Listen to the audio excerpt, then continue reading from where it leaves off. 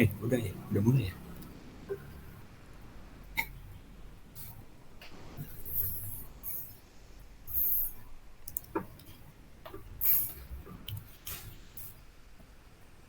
Oke. Assalamualaikum warahmatullahi wabarakatuh. Waalaikumsalam warahmatullahi wabarakatuh. Saya ucapkan terima kasih kepada Kak Steven Alexander selaku pembicara pada workshop editing video pada hari ini. Saya juga mengucapkan terima kasih kepada para hadirin, teman-teman sekalian yang telah menghadiri di workshop editing video yang bertemakan tentang meningkatkan kualitas konten dengan Adobe Premiere Pro. Sebelum mulai acara, saya akan memperkenalkan diri terlebih dahulu. Perkenalkan, nama saya Muhammad Fahmi Amar. Saya dari mahasiswa Universitas Trunojoyo Madura. Saya jurusannya Teknik Informatika. Oke, langsung saja saya akan membacakan susunan acara pada workshop editing video hari ini. Yang pertama adalah pembukaan. Yang kedua adalah penyampaian materi dari Kak Steven. Yang ketiga adalah simulasi menggunakan Adobe Premiere bersama Kak Steven Alexander. Yang keempat adalah tanya jawab. Dan yang kelima adalah penutup. Oke. Saya sebagai moderator akan menyatakan bahwa workshop editing video dengan tema meningkatkan kualitas konten dengan Adobe Premiere telah dibuka.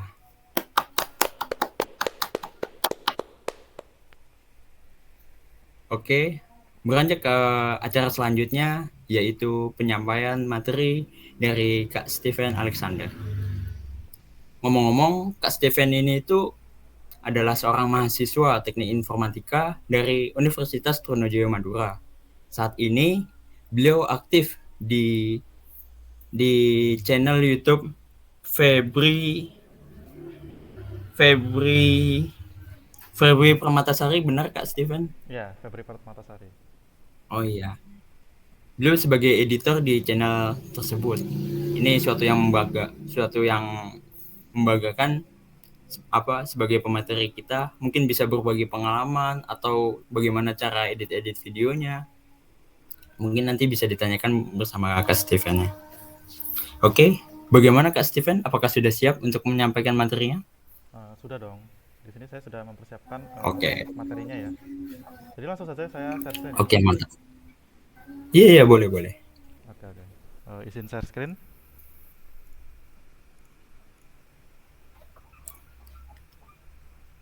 Oke, sudah tampil. Sudah terlihat ya, Mas Fahmi ya. Sudah. Ya. Kepada Kak Steven Alexander, waktu dan tempat kami persilakan. Baik, terima kasih teman-teman yang sudah hadir dan meluangkan waktunya untuk mengikuti workshop kali ini. Pada kesempatan kali ini saya akan memberikan suatu materi ya, atau membahas suatu materi tentang meningkatkan kualitas konten menggunakan Adobe Premiere Pro. Nah, mungkin teman-teman sebenarnya udah nggak sabar lagi ya untuk bagaimana cara untuk melakukan editingnya. Misalnya kayak Adobe Premiere Pro itu cara ngeditnya tuh kayak gimana sih pakai software ini gitu. Nah, tapi sebelum kita beranjak ke situ ya, nah kita harus ngerti dulu teman-teman apa itu yang namanya konten. Kita harus ngerti dulu pengertiannya, jenis-jenisnya. Karena apa? Karena kalau misalnya kita udah tahu konten itu seperti apa, maka untuk eksekusinya pasti kita sudah terbayang gitu loh. Oh, untuk konten ini cara ngeditnya seperti apa, untuk konten B cara ngeditnya seperti apa. Jadi kita harus uh, mendalami dulu apa itu konten ya teman-teman. Kita langsung saja di sini ke agenda materi. Nah, di sini saya menjabarkan materi kali ini menjadi 3 bagian materi ya, yakni konten, ada konten, pengertian, jenis platform. Kemudian yang kedua ada editing video, yang meliputi pengertian, tujuan, manfaat, tools editing video, dan juga yang ketiga ada korelasi antara konten dan editing video. Next, kita masuk ke pengertian konten terlebih dahulu. Nah, kita masuk ke bab konten, teman-teman. Nah, di sini terdapat pengertian konten. Nah, konten itu apa sih teman-teman? Mungkin bagi sebagian teman-teman kayak udah nggak familiar lagi dengan kata konten, dan mungkin yang terbenak bagi pikiran teman-teman semua ini konten itu kayak video YouTube gitu kan. Misalnya ada, ini youtuber A upload konten ini, youtuber B upload konten ini, tapi sebenarnya enggak gitu. Sebenarnya konten itu ada banyak macam. Di sini kita sama-sama untuk belajar tentang pengertian konten itu sendiri. Nah, apa sih konten itu?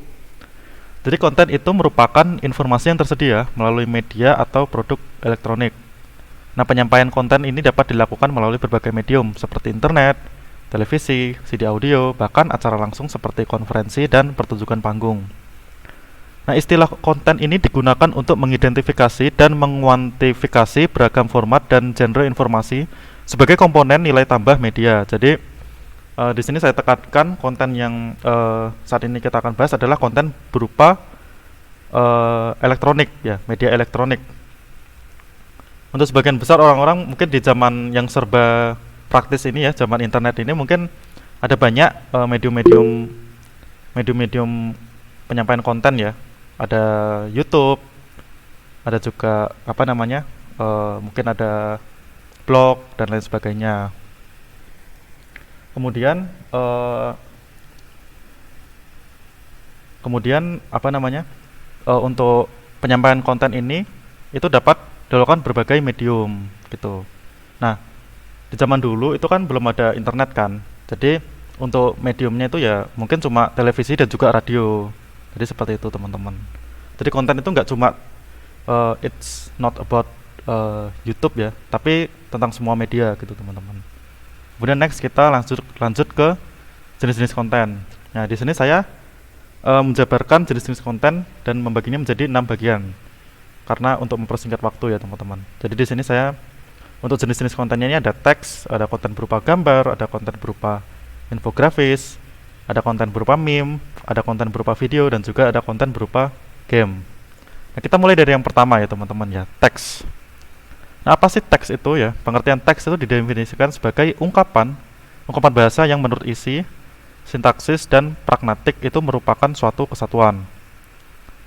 Nah, definisi lain yang diterima secara luas dari teks itu merupakan suatu kejadian komunikatif yang memenuhi 7 standar tekstualitas. Jadi, teks itu ya ibaratnya itu seperti kumpulan dari berbagai kata dan disatukan menjadi suatu kesatuan, itu dinamakan teks.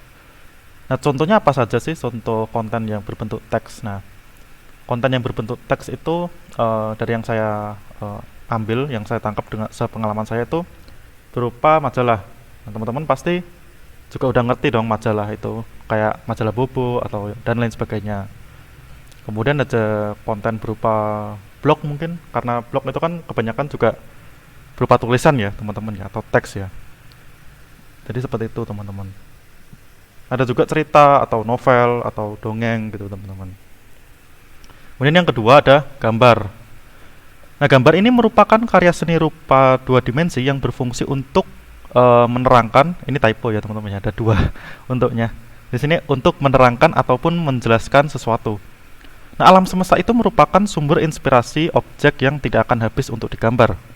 Nah, objek di alam semesta itu bisa meliputi flora, fauna, dan alam benda. Jadi gambar itu juga merupakan karya seni ya, karya seni rupa 2 dimensi, dan juga jenis-jenis dari suatu konten itu sendiri. Nah, contohnya apa sih? Contohnya itu ya bisa berupa lukisan atau mungkin gambar 2 dimensi gitu-gitu. Ada gambar 3 dimensi dan lain sebagainya, atau animasi tanpa itu ya. Mungkin ada gambar berupa informasi atau pengumuman gitu ya, itu juga berupa konten ya teman-teman. Kemudian next selanjutnya ada infografis ya. Nah, infografik ini merupakan representasi visual informasi, data atau ilmu pengetahuan secara grafis. Nah, grafik ini tuh memperlihatkan informasi rumit dengan singkat dan jelas, seperti pada papan, peta, jurnalisme, penulisan teknis, dan pendidikan. Jadi mungkin kita bisa untuk gampangnya aja ya, kita bisa jabarkan infografis itu dari 2 kata ya teman-teman. Jadi ada info dan juga grafis. Nah, info itu kan artinya informasi, grafik itu merupakan medium dari informasinya. Jadi informasinya itu genre atau formatnya itu seperti apa. Nah, kan di sini ada grafis, berarti informasi yang disajikan secara visual. Jadi seperti itu teman-teman gampangnya. Nah, untuk contohnya sendiri ada pada gambar yang di samping ini ya teman-teman. Di sini ada novel coronavirus. Nah, apa sih novel coronavirus itu? Itu kan ada macam-macam ya penyakit ya teman-teman ya. Ada gejala-gejalanya, juga dijelaskan cara pencegahannya. Jadi gambar yang informatif gitu teman-teman. Itu namanya infografis. Kemudian next selanjutnya ada meme. Mungkin bagi anak-anak milenial atau mungkin remaja-remaja ya 20 sampai 30 atau 10 sampai 20 ya teman-teman pasti udah tahu dong yang namanya meme itu ya. Jadi meme itu merupakan ide, perilaku atau gaya yang menyebar dari satu orang ke orang lain dalam sebuah budaya. Nah, meme ini merupakan neologisme yang diciptakan oleh Richard Dawkins. Nah, contoh meme itu ada gagasan, ada ide, ada teori, ada penerapan, kebiasaan, ada lagu, tarian, dan suasana hati. Namun juga banyak juga di Indonesia meme itu juga apa ya, sarkasme atau kritikan ya, mungkin bisa berupa itu. Ya contohnya aja ini seperti pada gambar ini ya teman-teman. Ini kan ada gambarnya Tom ya. Mungkin Tom ini sedang mengejar Jerry atau mungkin akan menangkap Jerry. Tapi jika ditambahkan dengan satu tulisan, misalnya tidak semudah itu Ferguson, ya kan?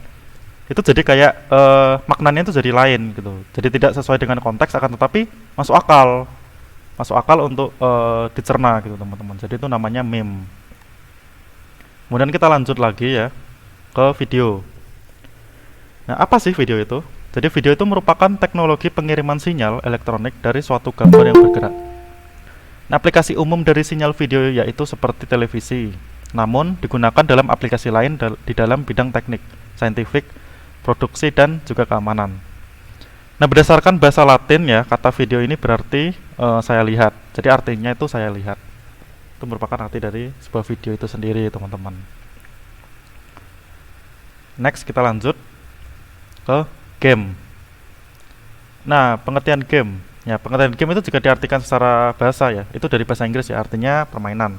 Ya, kita sudah tahu lah ini. Kemudian dengan bantuan teknologi ya, kini game itu dapat diartikan secara lebih luas lagi. Jadi secara istilah pengertian game itu merupakan permainan yang diprogram pada suatu perangkat yang dapat dijalankan secara offline maupun online, teman-teman. Jadi mungkin teman-teman juga yang mungkin lagi awam ya dengan game itu sendiri, apa sih konten yang ada di dalam game itu ya? Mungkin jika game offline, kalau game offline itu biasanya berupa cerita atau narasi ya, narasi dari gamenya itu sendiri. Misalnya ada game berjudul GTA 5 yang mungkin kita sudah tahu lah ya. Nah, apa sih konten yang ditawarkan oleh GTA 5? Ya, konten-kontennya itu berupa mekanisme gameplay, berupa cerita yang ditawarkan, berupa mungkin bisa melakukan segala sesuatu hal. Nah, itu dinamakan konten dalam suatu gamenya itu. Kemudian kalau misalnya game online itu menawarkan apa sih dalam kontennya? Ya, juga sama dari mekanisme gameplay atau mungkin juga mungkin kita dapat melakukan pembelian skin dan lain sebagainya. Seperti contoh ya Mobile Legends itu sendiri. Jadi seperti itu teman-teman. Kemudian next kita masuk ke materi selanjutnya. Nah, di sini kita masuk ke dalam materi platform konten. Nah, di sini platform konten ini saya jabarkan menjadi 3 bagian yang mungkin banyak diakses oleh orang-orang. Yaitu ada blog, ada TikTok, dan juga ada YouTube. Ada YouTube itu sendiri. Yang pertama kita akan masuk ke blog terlebih dahulu ya teman-teman. Jadi blog itu merupakan website berupa media online yang berisi konten dalam bentuk artikel, video, dan foto yang dikelola oleh seorang blogger atau beberapa penulis sekaligus. Nah, biasanya topik yang ditampilkan pada blog itu berfokus pada suatu bidang tertentu. Misalnya lifestyle, mungkin ada finance, ada kesehatan, ada teknologi, kuliner, dan lain sebagainya.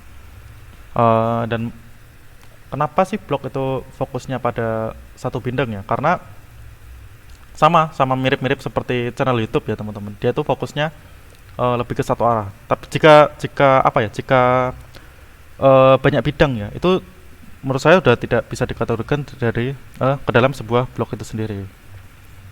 Seperti contohnya adalah berita. Ya, berita itu kan fokusnya itu kan nggak cuma kecelakaan aja kan. Mungkin ada banyak macam. Nah, itu sudah tidak bisa dikategorikan sebagai blog itu sendiri.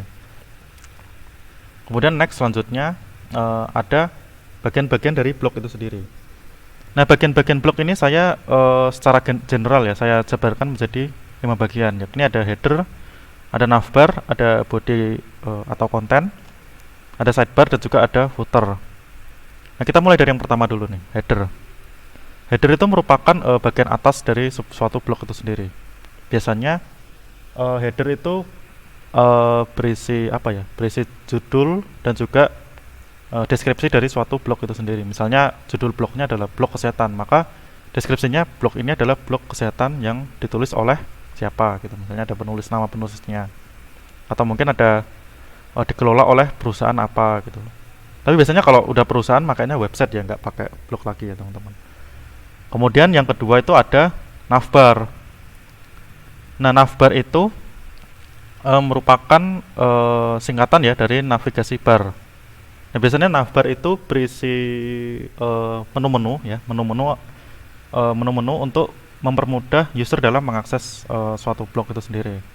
Misalnya di navbar itu dibagi menjadi 3 button ya. Mungkin teman-teman ada 3 button, yaitu deskripsi web, deskripsi blog, ada informasi tentang blog dan juga informasi penulis. Mungkin ditambah lagi dengan artikel-artikel ya. Nah, jadi di sana itu memudahkan user ya atau viewer, ya bisa dibilang seperti user itu sendiri untuk mengakses blog yang akan diakses oleh user itu sendiri. Nah, kemudian yang ketiga itu ada body. Nah, body atau konten.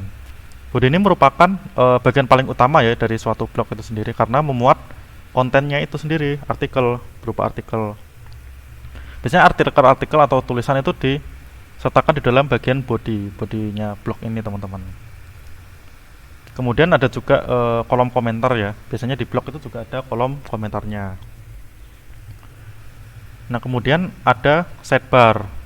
Nah, sidebar itu biasanya berisi tentang fitur-fitur tambahan yang tersedia di dalam blog itu. Misalnya ada fitur tentang jam, ada fitur tentang kalender yang ada di blognya.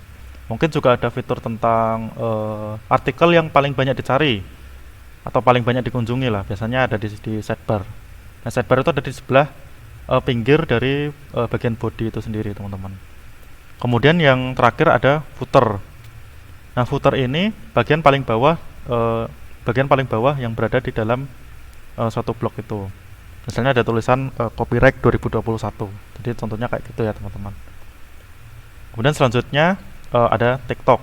Nah, ini TikTok ini merupakan sebuah jaringan sosial atau platform video musik Tiongkok yang diluncurkan pada September 2016 oleh Zhang Yiming.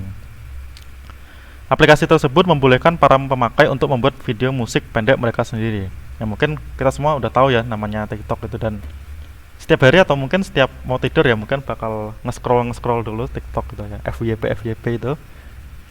Jadi TikTok itu jaringan sosial ya, kayak Instagram gitu. Cuman dia fokusnya lebih ke video musik atau video cover, atau mungkin ada juga kalau zaman dulu kan mungkin lebih ke cover atau mungkin dance gitu ya teman-teman. Tapi sekarang udah banyak macam kontennya TikTok itu, ada macam-macam, ada banyak, dan udah pada kreatif semua orang-orang itu di sana.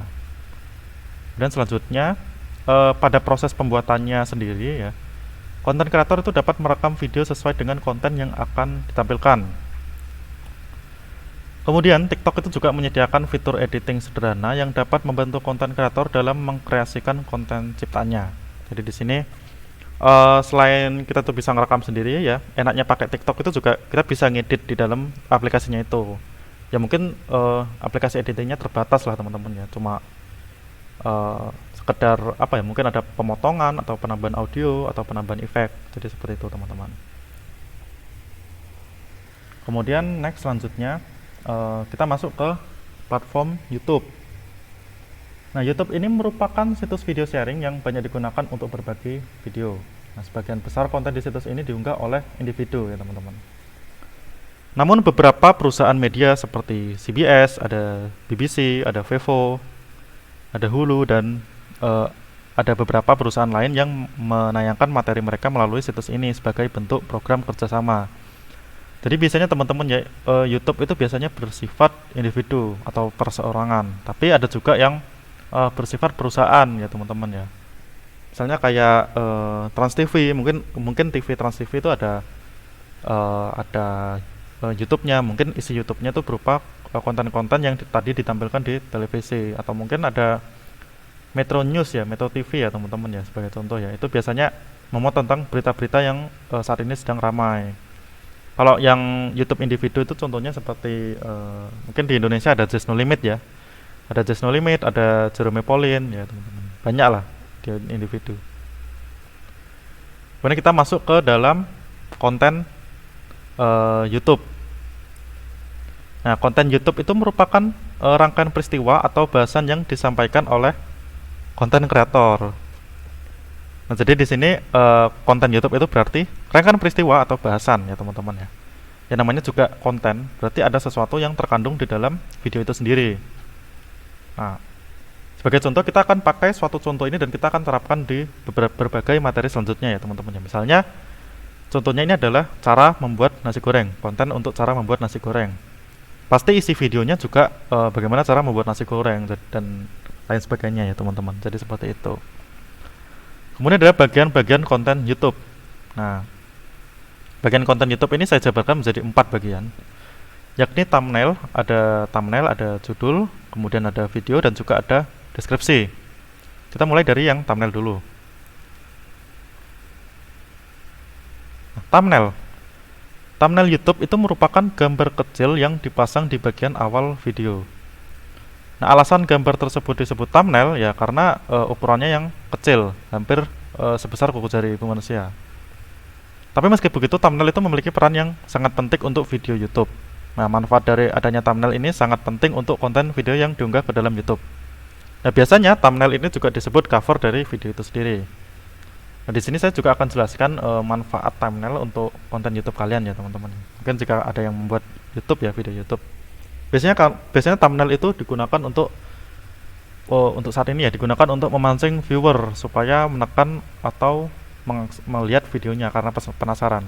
Misalnya ada gambar ya, suatu gambar yang mendeskripsikan suatu objek. Nah, gambarnya itu biasanya berupa konten yang akan dibahas. Jadi seperti itu teman-teman. Kemudian ditambahkan sedikit bumbu-bumbu clickbait. Nah, sebenarnya kalau masalah clickbait sendiri mungkin saya tidak bisa bilang itu salah ya teman-teman ya.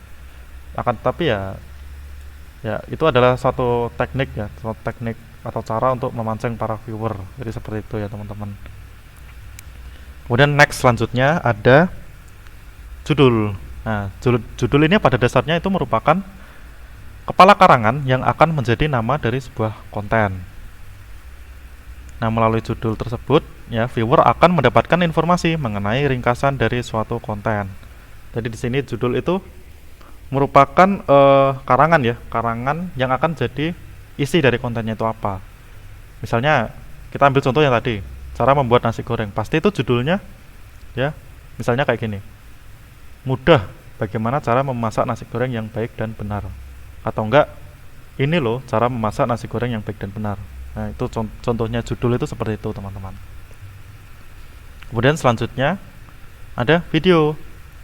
Jadi video itu merupakan suatu bentuk teknologi untuk merekam, menangkap, memproses, dan mentransmisikan serta mengatur ulang gambar yang bisa bergerak. Nah, video tersebut dapat disimpan menggunakan sinyal dari film, video televisi, video tape, atau media non-komputer lainnya. Jadi di video itu merupakan kalau video di YouTube itu biasanya itu berupa konten itu sendiri atau bagian inti dari konten. Ya sama seperti blog itu tadi ya. Kalau blog itu bagian isi kontennya itu akan ada di body ya, atau dari tubuh di bagian blognya itu sendiri. Tapi jika di YouTube ya kontennya itu ada di videonya. Sebagai contoh ya seperti tadi konten untuk membuat nasi goreng, maka isi videonya ya konten bagaimana cara untuk membuat nasi goreng. Ya tidak mungkin dong ada yang kontennya judulnya cara membuat nasi goreng tapi isinya cara membuat nasi padang, kan ya nggak ada kayak gitu kan. Jadi video itu dan judul itu juga harus sesuai dengan video sama judul itu juga harus sesuai gitu. Kemudian selanjutnya ada deskripsi. Nah, deskripsi itu dapat menyampaikan informasi penting yang dapat membantu penonton menemukan video dalam hasil penelusuran serta memahami apa yang akan mereka tonton. Jadi deskripsi itu gampangannya seperti teks tambahan ya untuk menjelaskan konten apa yang sedang dibuat atau yang ditampilkan kepada viewer. Jadi gampangannya itu misalnya kayak gini, kayak contoh tadi itu ya, bagaimana cara untuk membuat nasi goreng. Nah maka kontennya itu pasti ya di deskripsinya itu mungkin ada alat dan bahan yang dibuat untuk menggunakan apa masak nasi goreng itu caranya bagaimana, alat-alatnya itu apa aja, bahannya itu apa aja gitu, untuk memudahkan viewer lah untuk memahami isi kontennya itu seperti apa. Jadi seperti itu teman-teman. Kemudian next, jenis-jenis konten YouTube. Nah kita akan masuk ke jenis-jenis konten YouTube ya. Di sini ada vlog, ada gaming, dan juga ada podcast. Saya di sini bagi jadi 3 karena ini general banget, dasar banget ya teman-teman ya. Karena vlog itu juga mewakilkan dari berbagai cabang konten yang lainnya seperti mungkin ada storytelling atau mungkin ada reaction, ya itu juga dikategorikan sebagai vlog itu sendiri. Jadi kita akan masuk ke vlog. Nah, konten vlog ya, video blogging atau vlog itu merupakan sebuah blog di mana terdapat konten berupa video di dalamnya dan nantinya akan diunggah melalui situs kanal media sosial YouTube. Nah, orang yang biasa membuat vlog itu disebut dengan vlogger. Jadi di sini vlog itu ya mirip-mirip seperti blog lah ya, cuman untuk media atau formatnya sendiri itu dalam bentuk audio visual. Gampangannya itu kayak blog tapi berupa audio dan visual. Jadi seperti itu teman-teman. Untuk gampangannya sendiri ya seperti itu. Kemudian selanjutnya ada konten gaming. Di sini konten gaming itu merupakan konten yang berisi gameplay dari seseorang dalam bermain game. Orang yang biasa membuat konten gaming itu disebut dengan YouTuber gaming. Jadi di sini terdapat juga konten gaming ya. Biasanya konten-konten gaming itu berupa walkthrough atau mungkin tutorial gameplay bermain apa. Misalnya kalau di Mobile Legends kan ada tutorial bagaimana cara memainkan Fanny atau bagaimana cara memainkan hero Hylos dan bagaimana cara memainkan hero Jawhead dengan baik dan benar. Jadi seperti itu teman-teman. Mungkin kalau misalnya di konten gaming itu juga ada selain walkthrough dan juga gameplay, review game itu juga bisa dikategorikan sebagai konten gaming itu sendiri karena berisi tentang informasi tentang suatu game. Jadi seperti itu teman-teman. Next, selanjutnya ada konten podcast. Nah, kalau kita berbicara tentang konten podcast, kita harus ngerti dulu nih apa itu podcast. Nah, podcast itu merupakan rekaman diskusi berbentuk audio yang membahas suatu topik tertentu dengan seperti bisnis atau perjalanan yang dapat didengarkan. Nah, podcast YouTube itu merupakan diskusi yang berbentuk audio dan visual serta membahas suatu topik tertentu. Jadi kalau misalnya podcast itu berupa audio doang ya. Tapi kalau podcast YouTube itu biasanya berbentuk audio dan visual. Jadi seperti itu teman-teman. Kemudian next. Nah, ini adalah materi selanjutnya, kita masuk ke dalam bab 2 yakni editing video. Jadi kita harus ngerti dulu apa itu pengertian dari editing video sendiri. Seperti itu teman-teman. Nah, editing video video itu merupakan suatu proses panjang dari pembuatan suatu video, dimulai dari penyeleksian, penambahan meta, teks judul, variasi, transisi, perpindahan, efek yang dihasilkan, kemudian ada pemilihan lagu, ada sound effect, ada narasi, hingga mewarnai suatu hasil rekaman gambar mentah menjadi sebuah video yang mempunyai tampilan dan format video yang dibutuhkan untuk ditayangkan pada kebutuhan tertentu. Nah, di sini misalnya ada editing video itu, jadi misalnya kayak kita untuk melakukan bagaimana cara untuk memotong suatu video itu sendiri, bagaimana cara untuk menggabungkan video atau menambahkan efek tuh. Kemudian selanjutnya ada tujuan editing video. Nah, editing video itu ada tujuannya, yakni bertujuan untuk menutupi kesalahan pengambilan gambar sehingga tidak harus mengulang pengambilan gambar. Nah, tidak sebatas itu, tujuan editing itu ada antara lain. Nah, jadi di sini hasil syuting itu dapat diolah dengan baik. Kemudian ada membenahi audio, mungkin menggunakan Adobe Audition ya teman-teman. Atau kalau di Premiere Pro itu ada menggunakan denoiser untuk menghilangkan noise-nya. Kemudian ada untuk memasukkan narasi dan musik. Dan selanjutnya ada memasukkan sound effect dan memberikan video effect. Jadi seperti itu untuk tujuannya. Kemudian manfaat editing video. Editing video itu memiliki manfaat antara lain memindahkan klip video yang tak dikehendaki. Kemudian ada memilih gambar dan klip yang terbaik. Ada menambahkan efek, grafik, musik, dan lain-lain. Memberikan sudut yang menarik bagi hasil rekaman. Jadi seperti itu manfaat dari editing video itu sendiri, teman-teman. Kemudian ada tools editing video. Tools editing video itu seperti contoh ada Filmora, iMovie, KineMaster, Sony Vegas Pro, dan Adobe Premiere. Kita mulai dari Filmora terlebih dahulu. Nah, Filmora itu merupakan aplikasi editing video sederhana yang bagus untuk para pemula. Nah, Filmora ini memiliki tampilan yang sederhana dan bersifat ringan. Selain memiliki tampilan yang sederhana, berbagai macam tools terdapat di dalam aplikasi ini dan mudah untuk dikenali sehingga para penggunanya akan lebih dimudahkan saat mengedit video. Di sini ada aplikasi Filmora ya, teman-teman ya. Untuk Filmora sendiri itu jujur aplikasinya juga lebih enteng daripada Adobe Premiere Pro jika menggunakan laptop-laptop yang mungkin di bawah Intel Core i5 gitu ya, teman-teman. Itu sangat saya rekomendasikan dengan aplikasi ini. Akan tetapi untuk plugin-pluginnya sendiri saya juga masih belum belum tahu banyak gitu ya. Mungkin tidak sebanyak plugin di Adobe Premiere Pro. Jadi seperti itu. Kemudian selanjutnya ada iMovie. Nah, iMovie itu merupakan aplikasi pengeditan video yang dikembangkan oleh Apple Inc. dan telah diinstal sebelumnya pada perangkat macOS, iOS, dan iPadOS. Nah, aplikasi ini itu awalnya dirilis pada tahun 1999 sebagai aplikasi macOS 8 yang dibundle dengan model Mac konsumen berkemampuan FireWire pertama, yakni iMac DV. Jadi iMovie itu merupakan aplikasi bawaannya device-device yang ada di Apple. Jadi untuk mendapatkan aplikasi ini ya kita harus membeli produk-produk dari Apple itu sendiri, teman-teman. Jadi seperti itu.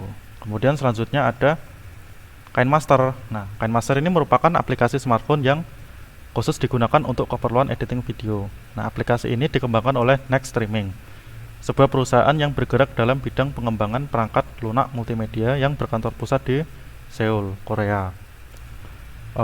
Aplikasi ini pertama kali dirilis pada tahun 2013, lebih tepatnya pada tanggal 26 Desember 2013. Jadi KineMaster itu mungkin jika kedua tadi itu ada di PC ya, teman-teman. Jadi di KineMaster itu ada di smartphone dan biasanya Android juga ada di Android ya. Namun satu kekurangan dari aplikasi ini itu kalau misalnya kita pakai yang versi gratis itu ada watermarknya dan itu menurut saya juga agak mengganggu ya. Ya ada dua sih caranya. Yang saya rekomendasikan ya tentunya dengan membeli produk tersebut di Play Store. Dan cara kedua itu cara yang sebenarnya ilegal ya, menurut saya ilegal, yaitu dengan mendownload modnya itu sendiri, teman-teman.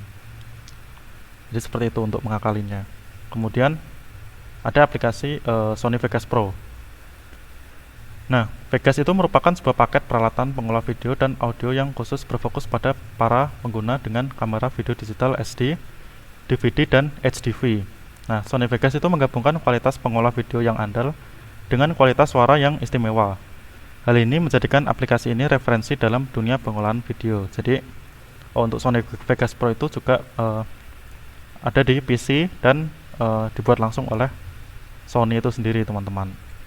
Jadi seperti itu. Kemudian ada kompetitornya lagi yang lain, yakni Adobe Premiere Pro. Jadi Adobe Premiere Pro itu merupakan perangkat lunak penyunting video yang dikhususkan untuk membuat rangkaian gambar, audio, dan video.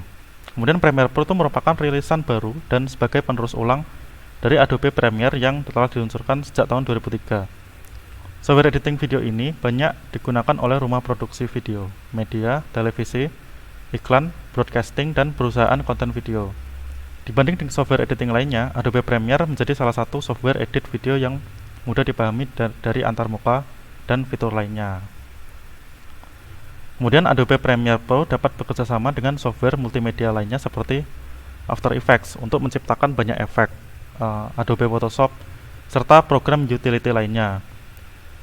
Nah, program ini juga memberikan fasilitas video effects dan sound effects bersifat komprehensif dengan program Adobe Creative Cloud lainnya, membuat Adobe Premiere disukai oleh kreator. Nah, misalnya untuk menyusun video event seperti company profile, ada video klip musik, cerita, film, pernikahan, dan lain sebagainya. Kemudian, mengapa Adobe Premiere? Nah, di sini saya telah saya memberikan 7 alasan kenapa kamu harus menggunakan Adobe Premiere. Jadi di sini Adobe Premiere itu pengoperasiannya mudah. Nah, perangkat lunak ini mudah dipakai karena pengenalan fitur dan layout interface yang mudah disesuaikan. Salah satunya workspace yang menyediakan berbagai kategori dengan ragam fungsi. Kemudian tersedianya fasilitas efek. Nah, efek yang biasa diaplikasikan di dalam software ini yaitu fasilitas sound effects dan video effects. Kemampuan timeline dalam memasukkan video dan audio ke dalam banyak kolom. Kemudian, kemampuan untuk membaca berbagai format file video yang akan dijadikan proyek editing. Premiere Pro mendukung pembuatan video VR atau virtual reality 360 derajat, komprehensif dalam berkolaborasi dengan software Adobe lainnya, ya misalnya kombinasi efek animasi dari After Effects. Kemudian bisa memadukan banyak efek yang telah disiapkan untuk membuat tampilan video lebih kreatif dan komunikatif. Jadi seperti itu. Untuk selanjutnya, saya juga memberikan kekurangan dari Adobe Premiere Pro itu sendiri. Nah, kekurangannya antara lain adalah ukuran software yang besar, karena hanya mendukung sistem operasi bertipe 64 bit. Tapi untuk laptop-laptop zaman sekarang ya teman-teman, mungkin yang udah menggunakan sistem operasi Windows 11 harusnya udah bertipe 64 bit semua. Kemudian yang kedua adalah tidak hemat penyimpanan harddisk karena Premiere Pro CC memiliki space yang besar. Tapi kalau untuk itu, saya menggunakan komputer dengan SSD 128 GB. Itu juga masih muat ya untuk melakukan rendering video 10 menit dengan resolusi 1080p juga masih muat-muat aja gitu. Asalkan ya mungkin di backup di harddisk atau mungkin di backup di cloud itu sendiri teman-teman. Nah, kekurangannya spesifikasi komputer akan membuat terjadinya crash. Nah, ini hal yang wajar sih, bahkan dari semua aplikasi-aplikasi selain Adobe Premiere Pro ya, jika kalau spesifikasinya kurang ya mungkin ya pasti akan terjadi crash atau mungkin not responding gitu teman-teman. Kemudian kelemahan dalam penambahan keyword tagging karena terbatas, dan membutuhkan spesifikasi komputer yang mumpuni medium sampai high end. Jadi untuk spesifikasinya sendiri itu harus menggunakan wajib ya, sebenarnya wajib banget itu minimal Core i3 yang generasi ke-8. Kenapa? Karena yang generasi ke-8 itu udah 4 core. Jadi prosesor quad core itu sangat minim banget ya buat menjalankan aplikasi ini. Untuk Ryzen 5 atau Ryzen 3 juga udah mumpuni.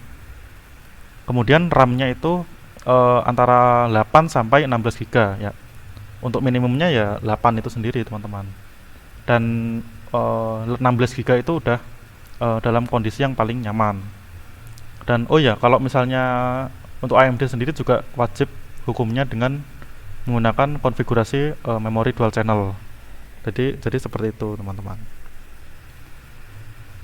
Kemudian untuk VGA-nya sendiri, untuk Adobe Premiere Pro, saya merekomendasikan VGA dari Nvidia.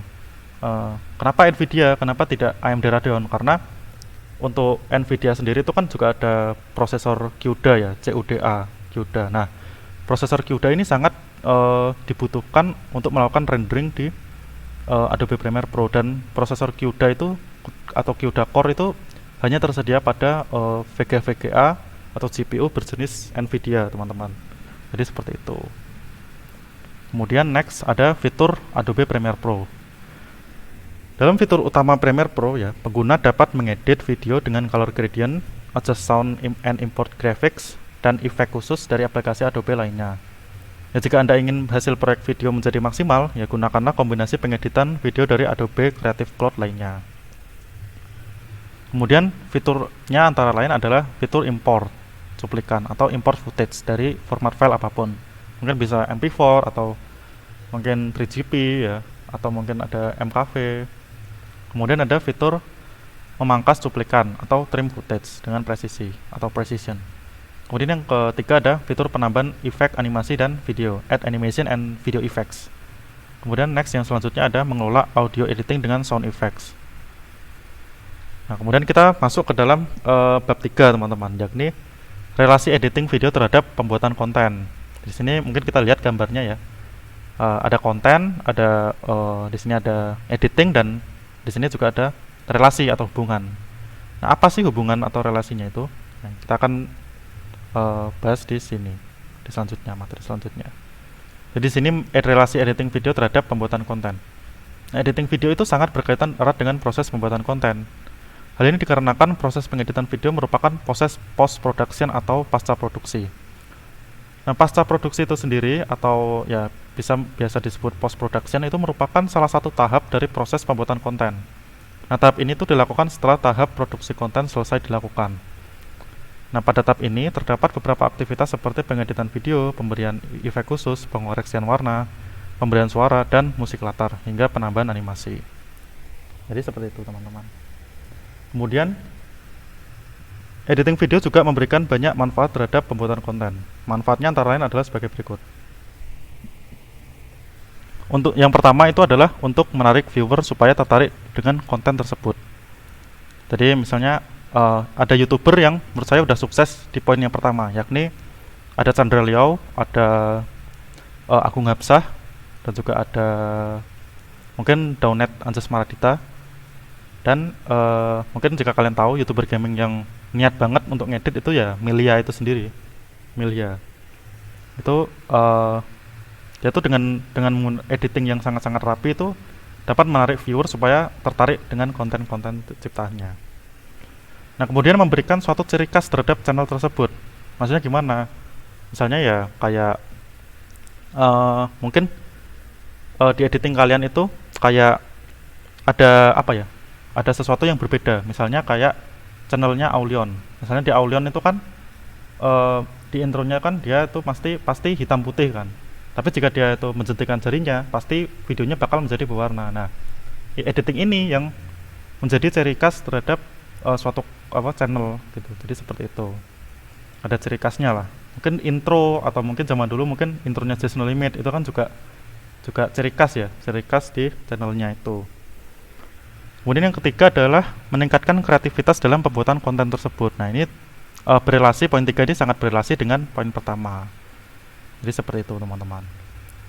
Kemudian next selanjutnya, terima kasih ya. Terima kasih telah mendengarkan penjelasan materi yang telah saya sampaikan. Apabila saya mungkin ada salah kata atau mungkin menyakiti hati para audiens, saya memohon maaf sebesar-besarnya. Terima kasih. Saya kembalikan langsung kepada Mas Fahmi Amar. Oke Kak, terima kasih atas penyampaian materinya. Mungkin dari penyampaian pemateri tadi kita bisa tahu kalau konten itu apa aja macamnya, konten itu apa, atau editing video itu bagaimana. Kita jadi tahu ya. Nah, sekarang itu lanjut ke acara berikutnya, yaitu bagaimana sih cara membungkus sebuah konten menjadi dengan editing video menjadi konten yang berkualitas sesuai dengan tema kita kali ini, yaitu meningkatkan kualitas konten dengan menggunakan Adobe Premiere. Nah, di acara berikutnya yaitu mensimulasikan Adobe Premiere Pro bersama Kak Steven. Boleh dong Kak disimulasikan penggunaan Adobe Premiere-nya? Monggo Kak Steven. Langsung saya screen lagi nggak apa ya? Oke, langsung saja Kak.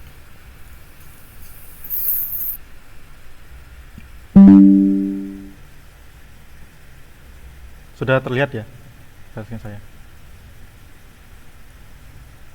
Iya Kak, sudah. Oke. Jadi sini ini kita masuk ke dalam Premiere Pro-nya sendiri. Nah, untuk melakukan editing itu caranya seperti apa sih? Yang pertama kita harus membuat project-nya terlebih dahulu. Kita dapat melakukan klik new project ya teman-teman. Nah, setelah kita melakukan klik new project, di sini terdapat nama, location, general, script disk, image setting, video rendering playback, video, audio, capture, color management, dan proses centang ini ya teman-teman. Nah, untuk yang diganti itu ya teman-teman ya, itu cuma dua aja, cuma name sama location doang. Nah, name itu merupakan nama dari project yang akan kamu buat, sedangkan location itu lokasi di mana project kamu itu akan disimpan. Jadi di sini saya akan menamai project ini apa ya? Mungkin workshop ya kali ya. Sebagai contoh dari projectnya.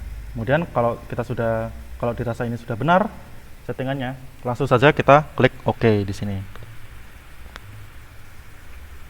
Mungkin sambil ditunggu ya, karena PC saya juga agak lumayan kentang. Nah, di sini kita sudah masuk ke dalam workspace-nya, workspace dari Adobe Premiere Pro CC 2021. Di sini apa aja sih workspace-nya? Nah, workspace itu tergantung dari atasnya ini ya, teman-teman ya. Di sini saya menggunakan workspace yang bagian color. Jadi di sini ada 5 bagian.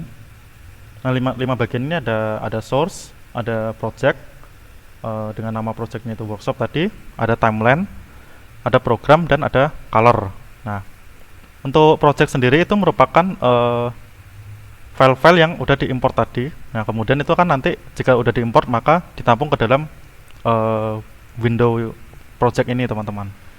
Kemudian timeline itu merupakan di mana kita itu bisa mengedit videonya.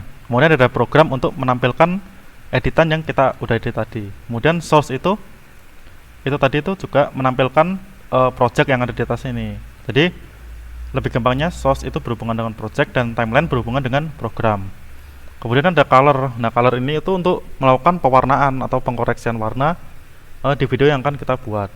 Jadi di sini saya telah menyiapkan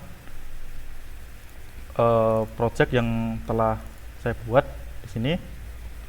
Di sini saya sudah membuat 5 aset ya.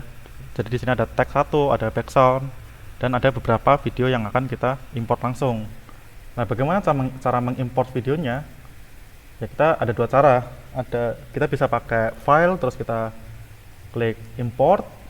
Nah, kemudian atau cara yang mungkin lebih simpel lagi ya, langsung di drag aja semuanya. Jadi di drag ke dalam Adobe Premiere Pro. Nah, di sini sudah langsung import file. Nah, di sini file-file yang udah kita masukkan tadi ya, udah saya masukkan ini yang tadi ada di situ dan udah saya drag ini masuk ke dalam project. Nah, dalam projectnya itu sendiri, di sini kita bisa memilih video mana dulu yang akan kita edit. Nah, seperti contoh, karena footage pertama saya adalah yang langit ini, jadi kita akan masukkan gambar langit ya, teman-teman, ke dalam source. Nah, di dalam source ini, teman-teman, kita bisa juga mengedit warnanya itu bakal seperti apa. Jadi seperti itu, teman-teman.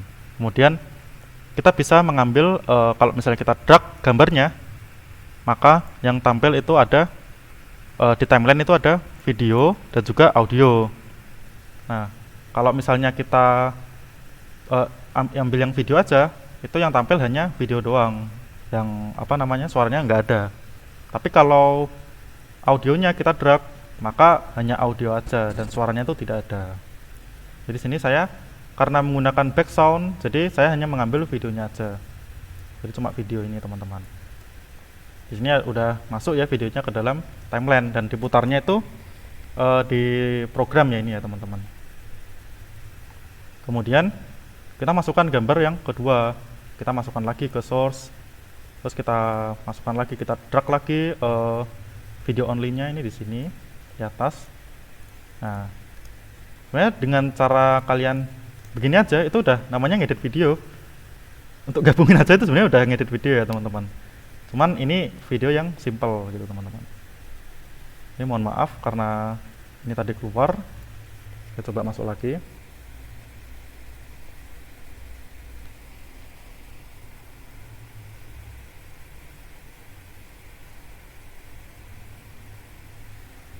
Kita masuk ke dalam workshop ya. Nah, jika keluar, nah maka tadi itu Adobe itu akan otomatis melacak atau mencari source dari project ini. Kalau misalnya source-nya udah dihapus, maka nanti ada gambar kuning tadi itu, teman-teman. Ada gambar kuning tadi. Nah, kemudian langkah selanjutnya adalah pemotongan video. Nah, cara untuk memotong video kita bisa menggunakan razor tool. Kita tekan razor tool, kita pilih durasi video mana yang akan kita potong. Misalnya di sini ya, kita bisa potong di sini, kemudian tekan ini selection tool, kemudian kita bisa hapus videonya, dan kita drag, kita geser lagi. Nah, ini udah dipotong videonya, jadi seperti itu teman-teman. Kemudian yang selanjutnya itu di sini saya akan membuat video tentang vlog tentang keliling Kecamatan Padangan. Jadi di sini saya menyiapkan intronya terlebih dahulu, kemudian ada gambar bunga misalnya seperti itu, kemudian kita siapkan lagunya terlebih dahulu. Jadi di sini saya sudah menyiapkan lagunya seperti itu. Di sini kita paskan aja ya, sesuai dengan apa namanya, sesuai dengan lagu yang akan kalian buat di sini, yang akan kalian gunakan. Di sini saya akan kecilkan supaya videonya tidak terlalu berisik. Workshopnya seperti ini. Fly me to the moon. Nah, sebelum ini saya akan tambahkan teks teman-teman ya. Di sini teksnya itu sudah saya buat karena biar lebih menghemat waktu ya teman-teman. Nah, kemudian jika kita lihat, kita teliti lagi di dalam timelinenya ini kan kepotong ya, terlalu besar ya teksnya. Nah, di sini untuk teksnya sendiri harus berada di atas videonya. Jadi kalau di atas videonya pasti tampil seperti ini. Nah, jika kebalik bagaimana? Jika kebalik maka teksnya tidak muncul, hanya videonya doang. Jadi yang paling atas itu pasti yang muncul. Jadi seperti itu. Kita taruh di sini teksnya. Kemudian bagaimana cara untuk mengecilkan ukurannya? Cara untuk mengecilkan ukurannya ya dengan menggunakan efek kontrol. Jadi seperti itu.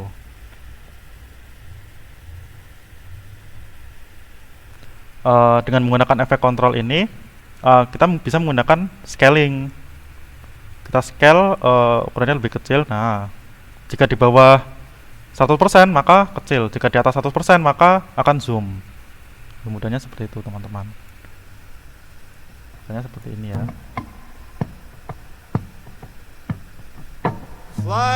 Mohon maaf ya teman-teman, mungkin audio dari lagunya nggak bisa terdengar karena menggunakan Google Meet ya. Tapi mungkin saya tampilkan outputnya ya nanti jika udah dirender ya teman-teman. Jadi di sini kita bisa langsung menggunakan efek yang ini video transition.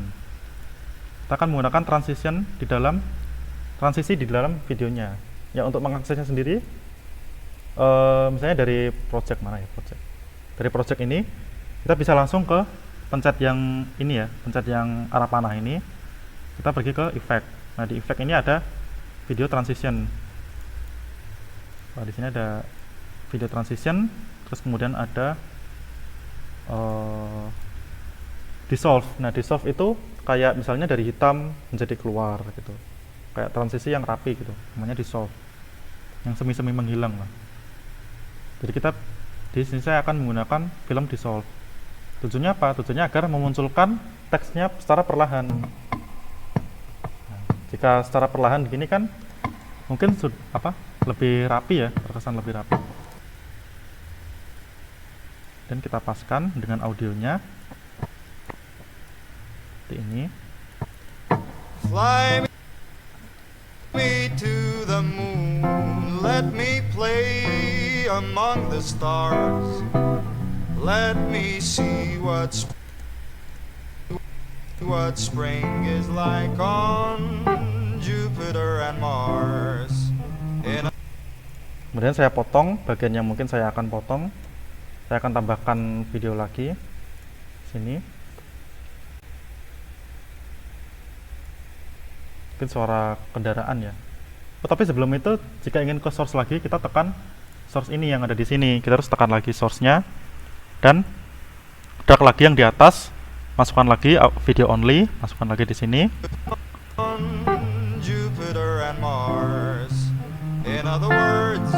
Nah, di sini sudah masuk ya videonya.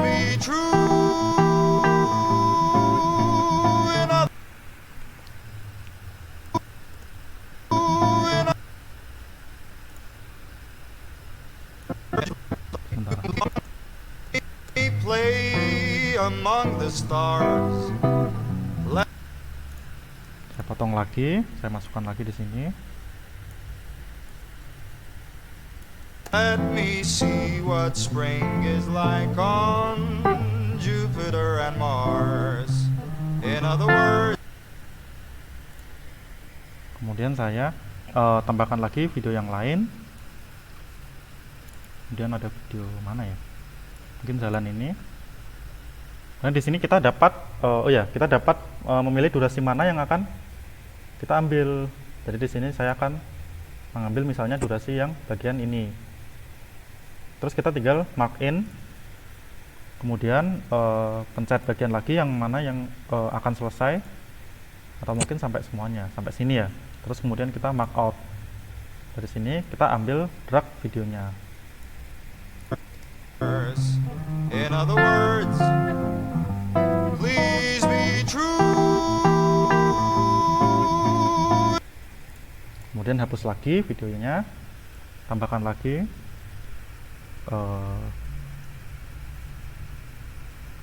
Saya ambil yang di sini ya.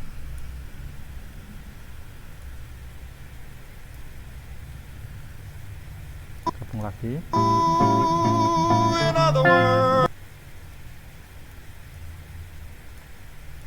In other words, I love you. Kita hapus. Nah, kita drag di sini. Love you. Kita lihat lagi videonya. Fly me to the moon, let me play among the stars. Nah, kemudian untuk proses pengkoreksian warna, kita jangan mewarnai langsung di sininya. Jadi kita harus membuat adjustment layer yang baru. Supaya apa? Supaya jika misalnya ada suatu kesalahan, adjustment layernya itu bisa dihapus. Jadi di sini kita tambahkan new item ya. Terus kemudian ada adjustment layer. Nah, kita sesuaikan dengan frame rate dan juga ukurannya ya teman-teman. Di sini ada adjustment layer yang baru, tambahkan ke atasnya. Dan jika ingin mewarnai, kita bisa ke sini. Ada basic correction, ada creative, curve, ada HSL, dan ada vignette. Di sini saya akan memberikan vignette ya. Karena jika melakukan color grading terlalu banyak, pasti tidak memakan memakan waktu yang sangat banyak, dan mungkin workshopnya tidak akan kelar-kelar. Di sini saya hanya akan menggunakan vignette ya teman-teman. Kita panjangin aja adjustmentnya sini dari awal sampai akhir video. Kemudian kita tambahkan transisi lagi ya teman-teman, jika ingin menambahkan transisi yang sekiranya diperlukan. In other words, please be true. In other words, I love you. Nah, jika dirasa videonya itu udah tepat ya teman-teman.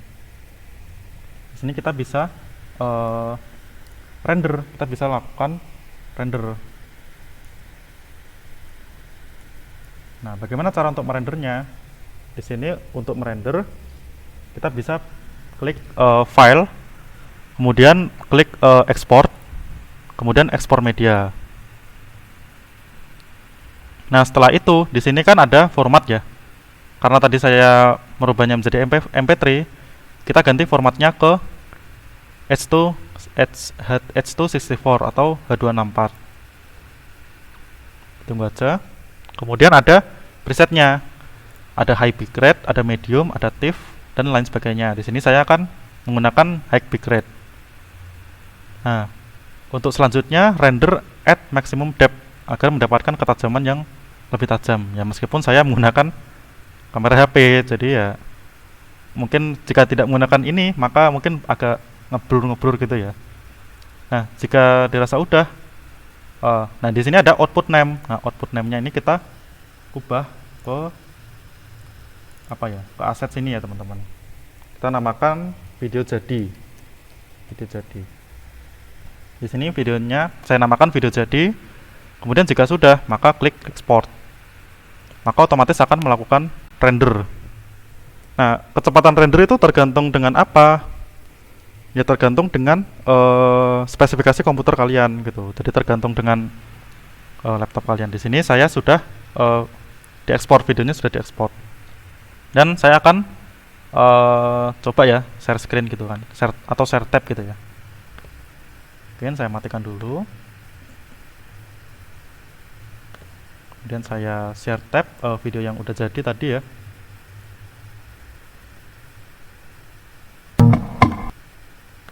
Di sini saya akan langsung saja share a tab di video yang udah jadi. Mas Fahmi udah terlihat ya ininya, video tabnya ya? Sudah. Kak Steven. Di sini saya akan play. Fly me to the moon, let me play among the stars. Let me see what spring is like on Jupiter and Mars. In other words, please be true. In other words, I love you. Nah, jadi seperti itu ya teman-teman, tutorial untuk melakukan editing menggunakan Adobe Premiere Pro ya. Diawali dari kita buat projectnya terlebih dahulu, kita membuat tapi sebelum itu kita harus membuat video mentahnya dulu yang akan dijadikan vlognya. Kemudian kita edit sesuai dengan konten apa yang akan kita edit, atau kita sunting ya, kita akan edit gitu. Kemudian langkah terakhir setelah pengeditan adalah exporting atau perubahan dari project menjadi video yang udah jadi gitu. Jadi seperti itu caranya. Ya, terima kasih atas presentasi yang telah saya sampaikan, telah saya paparkan. Semoga ilmunya dapat bermanfaat bagi kita semua. Saya mohon maaf jika ada kesalahan. Terima kasih. Saya serahkan ke Mas Fahmi Amar.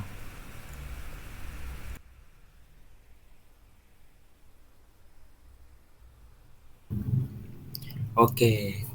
Terima kasih banyak Kak Stephen yang telah menyampaikan tutorialnya bagaimana menggunakan Adobe Premiere yang telah membungkus sebuah video menjadi konten kreatif seperti tadi, menggabungkan video-video menjadi video-video dengan musik, diedit dengan Adobe Premiere, terus itu menjadi video yang telah ditampilkan tadi itu cukup menarik.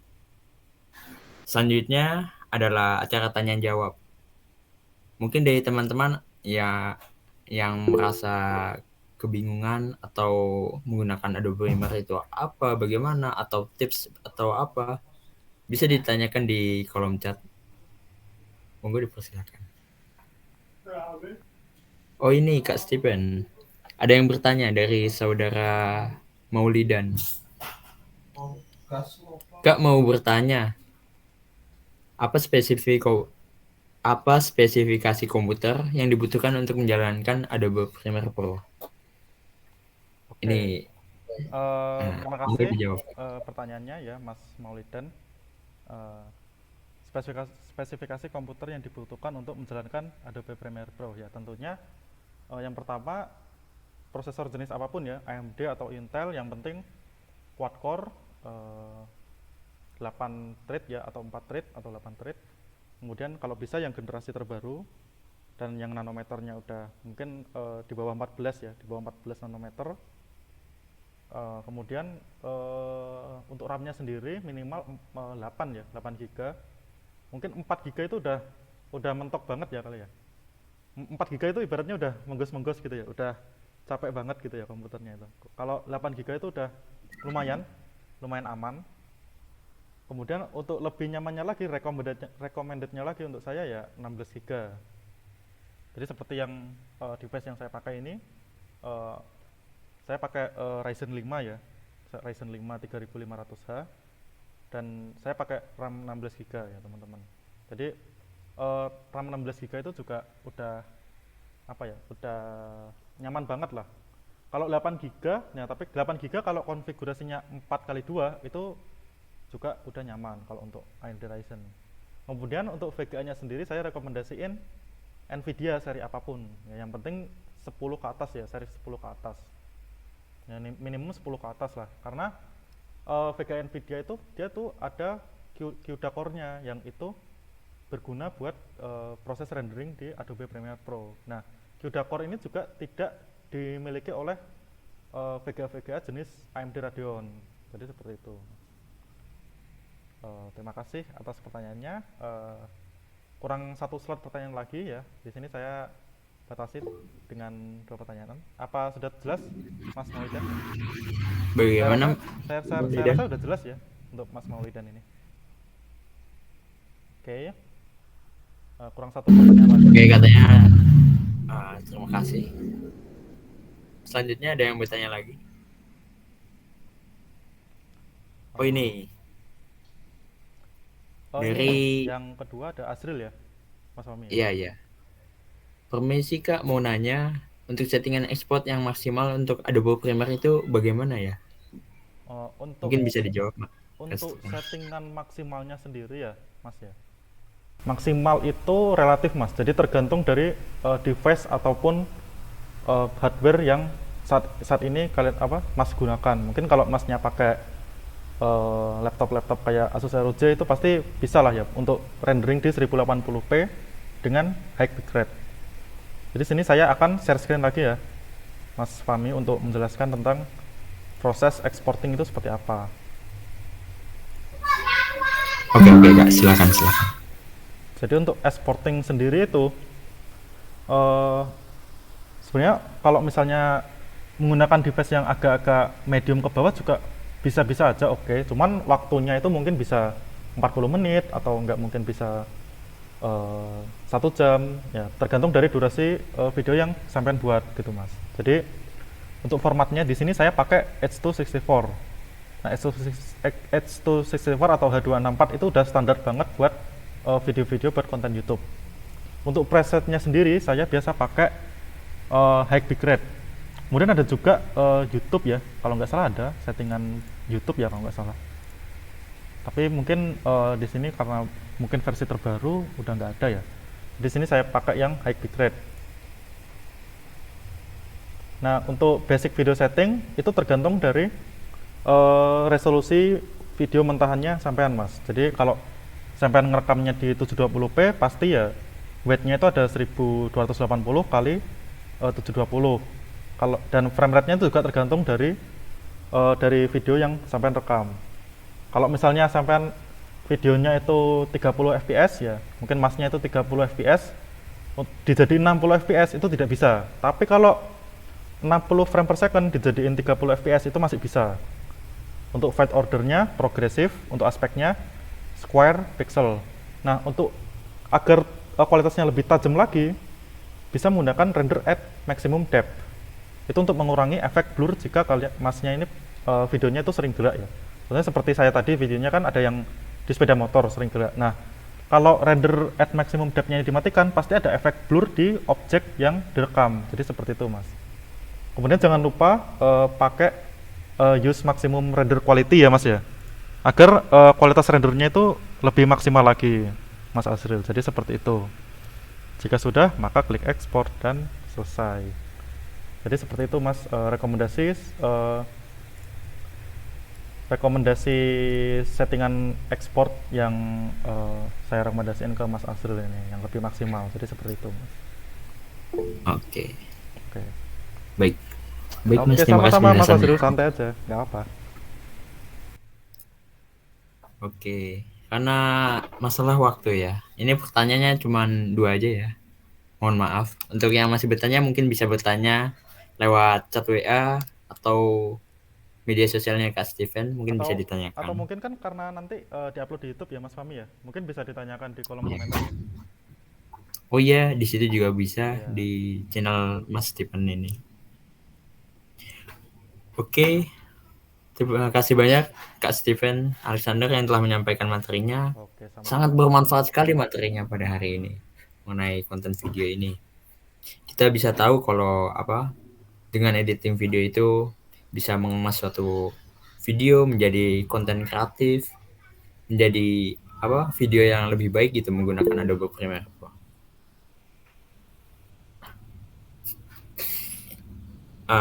Oke, acara yang terakhir adalah penutup. Sebelum saya tutup, mungkin teman-teman sekalian bisa menyalakan kameranya untuk dokumentasi bersama Kak Steven Alexander.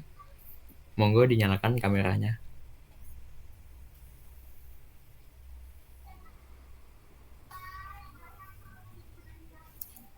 Sebentar aja kok, mungkin bisa dinyalakan kameranya. Oke, mantap. Sebentar ya. Belum.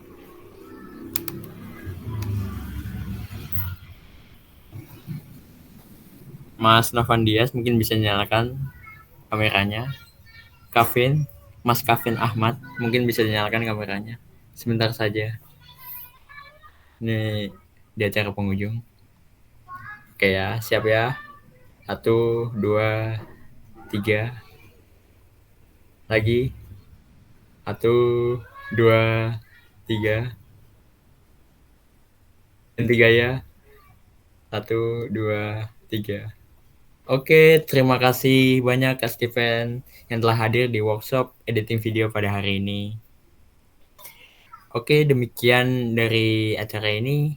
Saya mohon maaf atas perkataan saya yang banyak salah, karena saya ini manusia tidak luput dari kesalahan. Saya mohon maaf. Saya ucapkan terima kasih pada teman-teman yang telah hadir di sini. Saya akhiri. Wassalamualaikum warahmatullahi wabarakatuh.